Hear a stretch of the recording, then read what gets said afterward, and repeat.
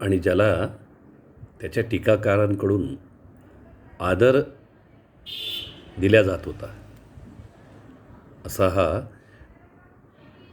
28th सेंचुरीमधला म्हणजे 20व्या शतकामधला American poet आहे की नाही. He received 4 Pulitzer prizes for poetry. Pulitzer नावाचा जो एक पारितोषिक आहे ते पण त्याला मिळालेले आहेत. 4 मिळालेले आहेत. In this poem the poet describes a little incident happening in a snowy evening.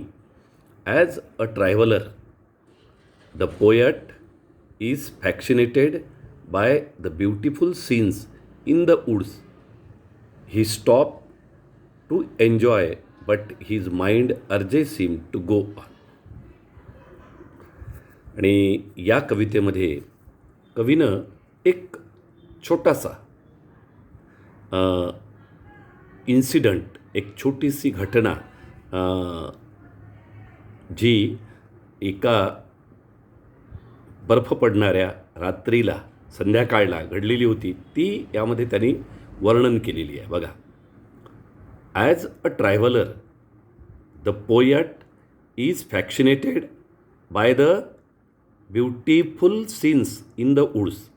आणि तो एक प्रवासी म्हणून, पोएट म्हणजे कवी या सुंदर अशा दृश्याने, जे जंगलामध्ये घडून आलेलं होतं, जंगल होतं आणि वरून काय पडत होता, बर्फ पडत होता, नाही का. तर बर्फ म्हणता येईल त्याला, बर्फ नाही म्हणता येणार, बर्फासारखेच जे तुकडे पडतात त्यांना मराठीमध्ये म्हणतायत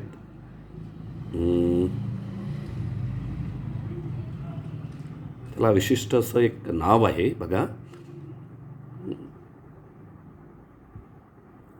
तर ते पडत होतं जंगलामध्ये आणि ते अतिशय दृश्य मनमोहक होतं आणि त्या मनमोहक दृश्याने तो तिथे आकर्षिला गेला. फॅक्सिनेटेड म्हणजे अट्रॅक्टेड.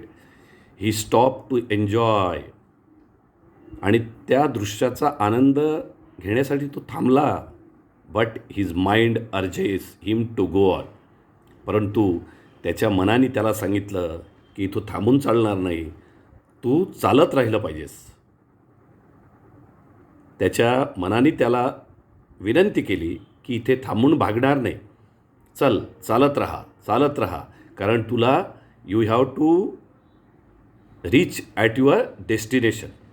तुला कुठे पोचायचं आहे, तुझ्या गंतव्यस्थानाला पोचायचं आहे, असं त्याला त्याच्या मनाने काय केलं, विनंती केली आणि तो चालायला लागला. तेच या कवितेमध्ये त्यांनी काय केलेलं आहे, वर्णन केलेलं आहे. बघा. This is the whole poem. I read the poem first. Listen carefully. Now, whose woods these are, I think I know. His house is in the village, though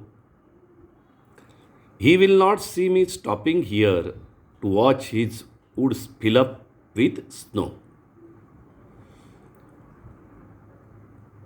या ओळींमध्ये कवीच्या मनामध्ये एक विचार येतो की हे जे समोर दिसतं आहे ते कोणाचं जंगल आहे. तो म्हणतो हे मला माहिती आहे आणि हे जंगल ज्याचं आहे तो कुठे राहतो आहे, खेडेगावात राहतो आहे. आता मी इथं थांबलोय तरी तो मला बघू शकणार नाही, कारण या जंगलामध्ये घडत असलेलं जे सुंदर असं दृश्य आहे, जे सुंदर दृश्य मला या जंगलामध्ये दिसतं आहे, ते दृश्य पाहण्याकरता मी थांबलो जरी तरी पण ते कुणालाही कळणार नाही, कारण त्याच्या आजूबाजूला कुणीही नाही. My little horse must think it queer to stop without a farm house near between the woods and frozen lake the darkest evening of the year. पण इथं तो आता आपल्या घोड्याविषयी बोलतो आहे, ज्या घोड्यावर तो बसून चाललेला होता. क्विअर म्हणजे स्ट्रेंज. क्विअर म्हणजे काय, स्ट्रेंज, विचित्र. तो म्हणतो my little horse must think it queer. माझ्या घोड्याला इथे थांबणं विचित्र वाटलं. To stop without a farm house near.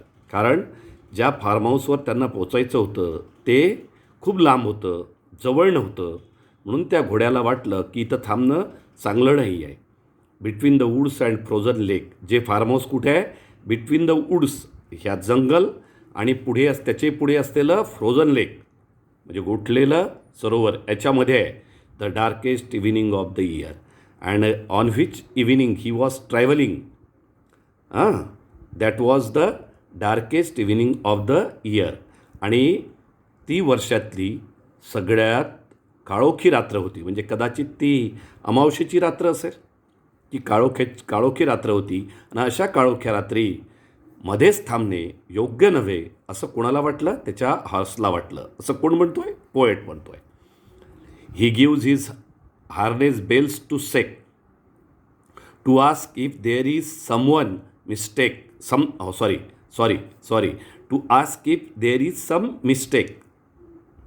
The only other sounds the sweep of easy wind and downy flakes. नाही का? आणि मग घोड्याने काय केलं? He gives his harness bell a shake. त्याच्या गळामध्ये जे घंटी होती ना, त्या घंटी त्यानं काय केली? वाजवली. To ask if there is some mistake. आणि कशासाठी? To ask if there is some mistake. कशासाठी? की इथे थांबून तुम्ही काय करता आहात? चूक करता आहात हे दर्शवण्यासाठी. The only other sounds the sweep of the easy wind.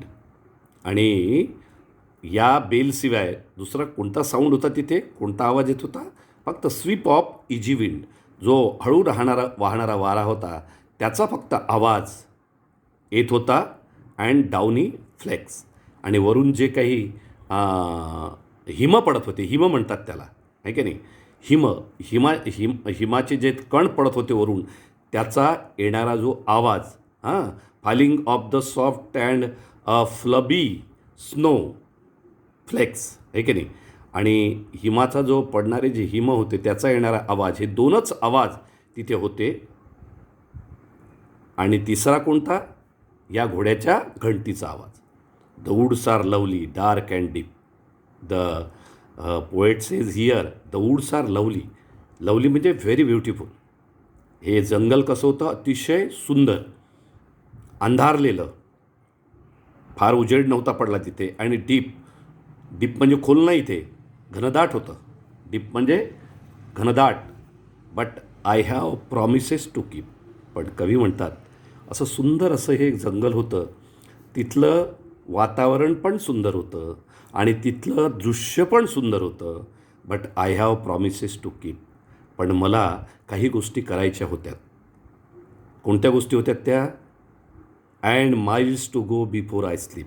मला खूप लांब जायचं होतं झोपण्याच्या अगोदर. खूप कामं करायची होती झोपण्याच्या अगोदर. हिअर स्लीप मीन्स डेथ, मरण्याच्या अगोदर. कारण लॉंग स्लीप मीन्स डेथ, नाही का? या मृत्यूलाच म्हणजे लांब झोपणं, नाही का, असं म्हणतात. And miles to go before I sleep and miles to go before I sleep. म्हणजे मला मरणाच्या दारापर्यंत जाईपर्यंत, मरणापर्यंत खूप कामं करायची होती. माइल्स टू गो मीन्स खूप कामं करायची होती मला, आणि त्यामुळं तिथे थांबणं मला शक्य नव्हतं. See here the meaning of the words. Woods, a small forest, jungle, in Marathi Upvan.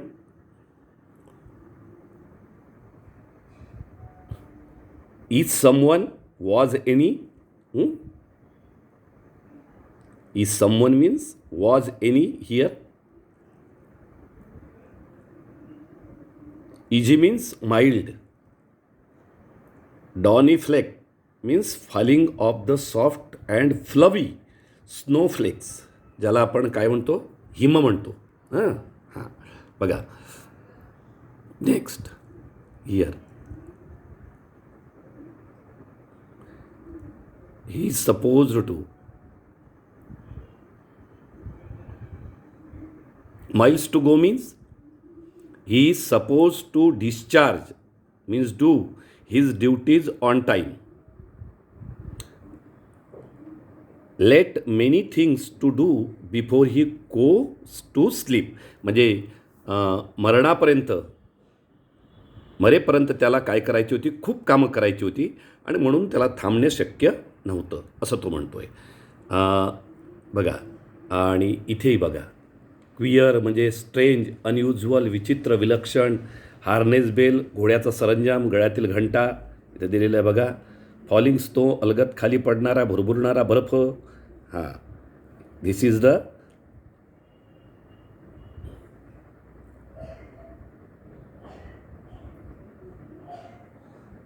meaning of the unknown words. The poet used here some figures of speech.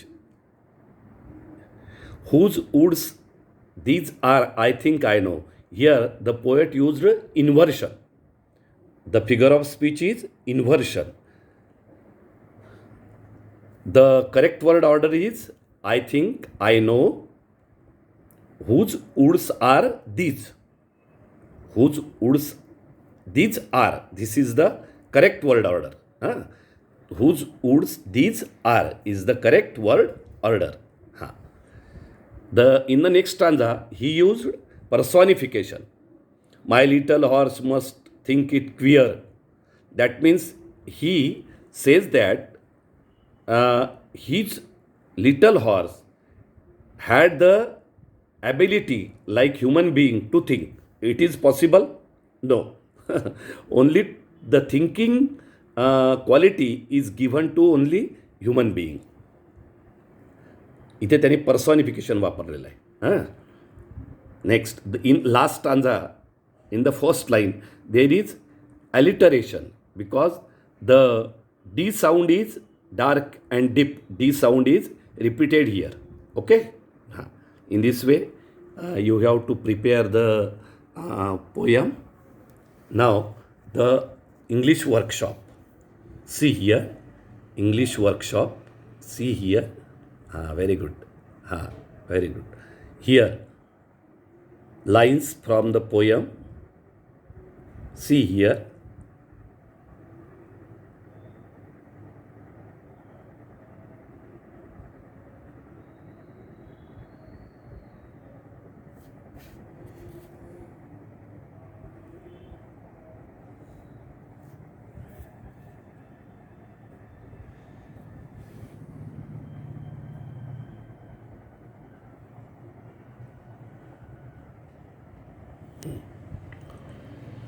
Now next,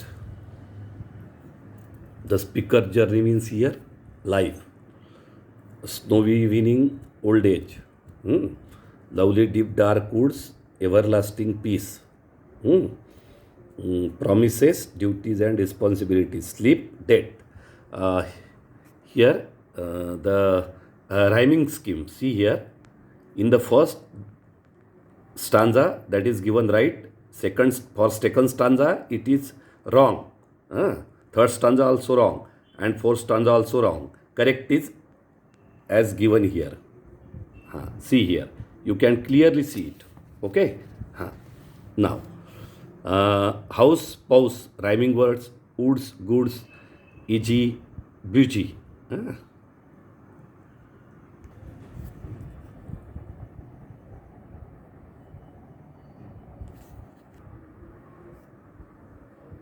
You can match the lines of the poem with the figures of speech like this.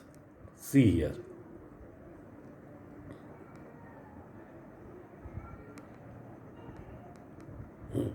Good. Match the words here. See here.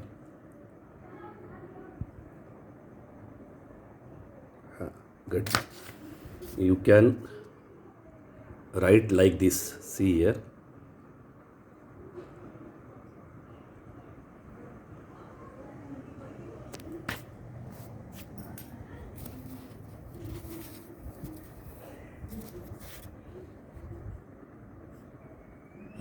Good. Wind, stormy, biting, strong, cold, west, east. Here, uh, evening, darkest is given here. Dreary, dreary means dull, dull, D-U-L-L, dull, pleasant, gloomy, frosty. In this way, you can write this. Okay? Huh. You have to write this question. Okay? Huh. On yourself. Good. Now, appreciation of the poem. Some students have the problems with these words. I read, according to that, you write. Okay? Appreciation. The title. The title of the poem is Stopping by Woods on a Snowy Evening. That is not written here. You know the title. Poet. This poem is written by the famous, that word is famous. See here. By the famous. American, one of the most popular and critically acclaimed poets of the 20th century, Robert Lee Frost. Rhyme scheme that is given here for stanza first. Rhyme scheme is given here. We have seen it here. See here, rhyme scheme for stanza. Second, third, that is given here. Okay? That should be written here. Favorite lines. My favorite lines are: the woods are lonely, dark and deep to keep.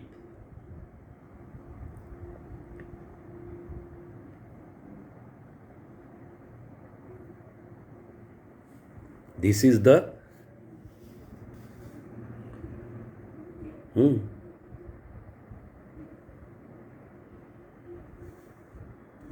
where is the woods are lovely, dark and deep, but I have promises to keep. These are the favorite lines, your favorite lines. Next.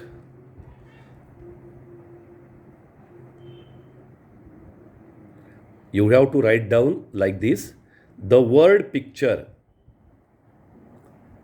and the awareness, AWARENESS,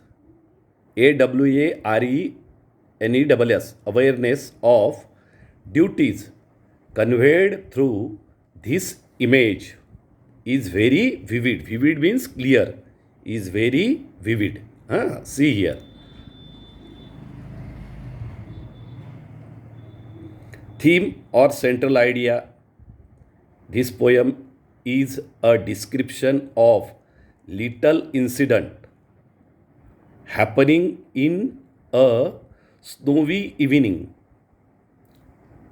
As the traveler, the poet is fascinated means here impressed by the beautiful scene in the woods.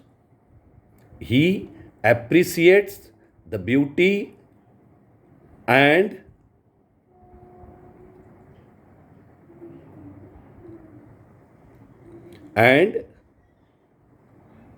wonder of nature. Beauty and wonder of nature. He wants to stop there to watch the beauty, but he can't. You have to like this. Now, figures of speech. I told you which figure of speech is used in which line, even though the poet used many figures, many figures of speech here. First is alliteration, second is repetition, third is hyperbole, fourth is personification, fifth is metaphor. Sixth is inversion and onomatopoeia. Now see in which line what he used. Alliteration. The line is, the woods are lovely, dark and deep. The sound D is repeated here. I told you. Second is repetition. The line is, and miles to go before I sleep. This line is repeated. Okay? This line is repeated. Hyperbole. To watch his woods. Watch his woods.